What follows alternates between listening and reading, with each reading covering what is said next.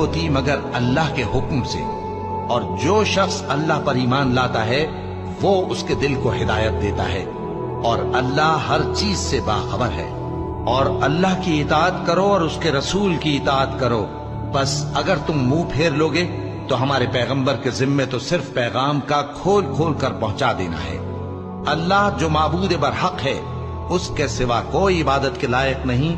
تو مومنوں کو چاہیے کہ اللہ ہی پر بھروسہ رکھیں۔ مومنوں، تمہاری بیویوں اور اولاد میں سے بعض تمہارے دشمن بھی ہیں، سو ان سے بچتے رہو، اور اگر معاف کر دو اور درگزر کرو اور بخش دو تو اللہ بھی بخشنے والا ہے، مہربان ہے۔ تمہارا مال اور تمہاری اولاد تو آزمائش ہے، اور اللہ کے ہاں بڑا اجر ہے، سو جہاں تک ہو سکے اللہ سے ڈرو اور اس کے احکام کو سنو اور اس کے فرمانبردار رہو اور اس کی راہ میں خرچ کرو، یہ تمہارے حق